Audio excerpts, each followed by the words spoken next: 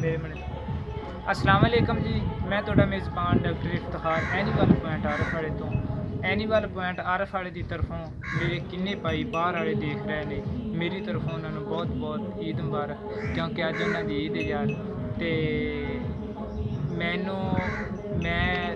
Specially ਸ਼ਾਇਦ ਅੱਜ ਮੈਂ ਵੀਡੀਓ ਨਾ ਬਣਾਵਾਂ, ਲੇਕਿਨ ਮੈਂ ਉਹਨਾਂ ਦੀ ਈਦ ਦੇ ਹਵਾਲੇ ਨਾਲ ਯਾਰ ਇਹ ਵੀਡੀਓ ਬਣਾ ਰਿਹਾ।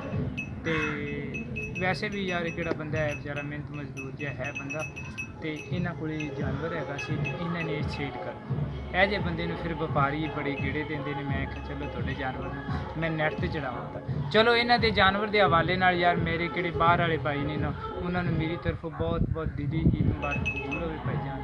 ਤੇ ਪ੍ਰਦੇਸ਼ ਦੀ ਤੇ ਪਾਕਿਸਤਾਨ ਦੀ ਈਦ ਦਾ ਥੋੜ੍ਹਾ ਜਿਹਾ ਫਰਕ ਹੁੰਦਾ ਹੈ। ਉਹ ਥੋੜ੍ਹਾ ਜਿਹਾ ਬੰਦਾ ਬੇਸ਼ੱਕ ਉੱਥੇ ਕਿੰਨੀ ਵੀ ਅੱਛੀ ਜੋਬ 'ਚ ਹੋਵੇ ਨਾ, ਆਪਦੇ ਘਰ ਦੀ ਸੈਟਿੰਗ ਆਪਦੇ ਘਰ ਨਾਲ ਹੁੰਦੀ ਹੈ।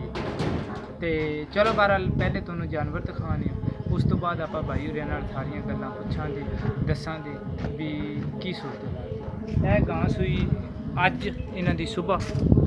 ਇਹ ਗਾਂ ਦੇਖੋ ਸਾਹੀਵਾਲ ਦੀ ਗਾਂ ਹੈ, ਤੇਲਾ ਰੰਗ ਇਹਨੂੰ ਬੋਲਿਆ ਜਾਂਦਾ ਹੈ, ਥੋੜੀ ਜਿਹੀ ਕਾਲੀ ਲਹਿਰ ਆ ਰਹੀ ਹੈ। ਇਹ ਬੱਚੀ ਇਹਦੇ ਪਿੱਛੇ ਥੋੜਾ ਜਿਹਾ ਗਾਂ ਨੂੰ ਇੱਧਰ ਕੱਢਿਆ ਜੇ ਆਪਾਂ ਇਹਨੂੰ ਮਨ ਦੂਸਰੀ ਸਾਈਡ ਤੋਂ ਵੀ ਆਇਆ ਇਹਦਾ ਤੁਸੀਂ ਬਾਨਾ ਦੇਖੋ। ਦੋ ਜਾਨਵਰ ਨੇ ਇਹਨਾਂ ਕੋਲੇ, ਆਪਦੇ ਘਰ 'ਚ ਹੀ ਬੰਨੇ ਹੋਏ ਨੇ। ਠੀਕ ਹੈ।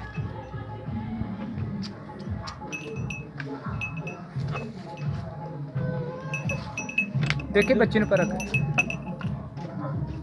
ਇਹ ਤੁਸੀਂ ਜਨਾਬ ਜਾਨਵਰ ਦੇਖ ਰਹੇ ਹੋ, ਇਹਨਾਂ ਦੇ ਥਣ ਚੱਡਾ ਤੁਹਾਨੂੰ ਦਿਖਾਉਂਦੇ ਆ ਸਾਰਾ। ਉਧਰੋਂ ਪੈਂਦੀ ਸੀ ਰੋਸ਼ਨੀ ਤੇ ਇਧਰ ਵੇਖੋ ਤੁਸੀਂ ਤਸੱਲੀ ਨਾਲ ਗੌਰ ਨਾਲ। ਪਹਿਲੇ ਤੁਸੀਂ ਜਾਨਵਰ ਵੇਖੋ ਤੇ ਫਿਰ ਆਪਾਂ ਭਾਈ ਹੋਰਿਆਂ ਨਾਲ ਗੱਲਾਂ ਕਰਾਂਗੇ ਸਾਰੀਆਂ। ਕਿੰਨਵਾਂ ਸੂਆ, ਕਿੰਨਾ ਦੁੱਧ ਹੈ, ਕਦੋਂ ਸੂਈ ਹੈ।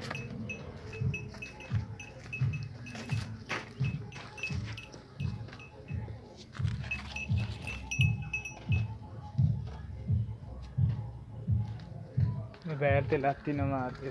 नहीं लत्त नहीं मारदी। अच्छा शरीफ है, लत्त नहीं मारदी। अच्छा बच्चे दे यार ना, बच्ची दे ना सफेद वेखो तुसी, बड़ा प्यारा यार आ रहा इंदा। ਇਹਦੇ ਮੱਥੇ ਫੁੱਲ ਹੈ ਨਾ ਜੀ ਦਮਾ, ਅਸੀਂ ਫੁੱਲ ਬੋਲਦੇ ਹਾਂ। ਇਹ ਟੀਕਾ ਰੱਖਿਆ ਸੀ ਸਾਹੀਵਾਲ ਦਾ। ਤੇ ਰੌਸਾ ਪਹਿਲੀ ਵਾਰੀ ਰਹਿ ਗਈ ਸੀ ਕਿ ਦੁਬਾਰਾ ਰੱਖੇ ਸੀ? ਪਹਿਲੀ ਵਾਰੀ ਠਹਿਰ ਗਈ ਸੀ ਟੀਕੇ ਰੱਖੇ ਤੇ। ਹਾਂਜੀ ਹਾਂਜੀ ਪਹਿਲੀ ਵਾਰੀ ਜਦੋਂ ਇਹ ਟੀਕਾ ਰੱਖਿਆ ਪਹਿਲੀ। ਹਾਂ ਇਹ ਦੋ ਜਾਨਵਰ ਨੇ, ਇੱਕ ਜਾਨਵਰ ਹੈ ਇਹਨਾਂ ਕੋਲ। ਇਹ ਯਾਰ ਇੱਥੋਂ ਕੈਮਰਾ ਫੜ, ਇੱਥੇ ਫੜ, ਇੱਧਰ ਆਓ ਮੇਰੇ ਕੋਲ। अस्सलाम वालेकुम। ਵਾਲੇਕੁਮ ਸਲਾਮ ਜੀ। ਇਹ ਗਾਂ ਤੁਹਾਡੇ ਕੋਲੇ ਪਿਛਲੇ ਸੂਬੇ ਤੁਹਾਡੇ ਕੋਲੇ ਸੀ? ਹਾਂਜੀ ਹਾਂਜੀ।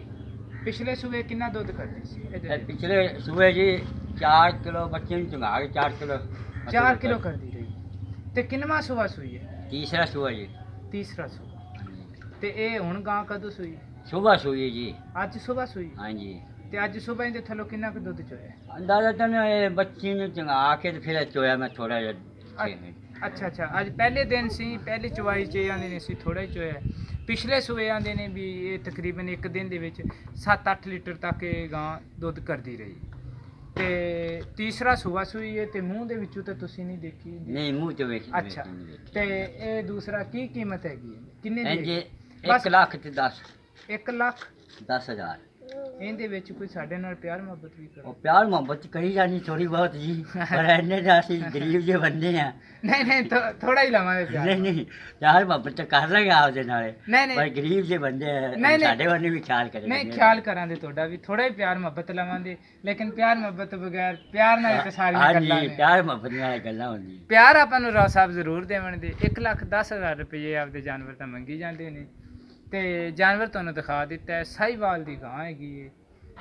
ਤੇ ਐਨੀਮਲ ਪੁਆਇੰਟ ਆਰਐਫ ਵਾਲੇ ਨੂੰ ਜ਼ਿਆਦਾ ਤੋਂ ਜ਼ਿਆਦਾ ਤੁਸੀਂ ਸਬਸਕ੍ਰਾਈਬ ਕਰੋ, ਬੈਲ ਆਈਕਨ ਦਾ ਬਟਨ ਜ਼ਰੂਰ ਦਬਾਉਂਦੇ ਰਹੋ। ਤੇ ਅਜੇ ਤਾਈਂ ਤੁਹਾਡੇ ਨਾਲ ਮੇਰਾ ਖਿਆਲ ਅਗਲੀ ਵੀਡੀਓ ਆਪਾਂ 14 ਅਗਸਤ ਵਾਲੇ ਦਿਨ ਹੀ ਮਿਲਾਂਗੇ। ਤੇ ਐਨੀਮਲ ਪੁਆਇੰਟ ਆਰਐਫ ਵਾਲੇ ਨੂੰ 0346 87 87 250 ਇਸੇ ਨੰਬਰ 'ਤੇ ਵਟਸਐਪ ਹੈ, ਇਸੇ ਨੰਬਰ 'ਤੇ ਈਮੋ ਹੈ, ਸਾਡੇ ਨਾਲ ਰਾਬਤਾ ਕਰੋ। ਪਾਕਿਸਤਾਨ ਜ਼ਿੰਦਾਬਾਦ।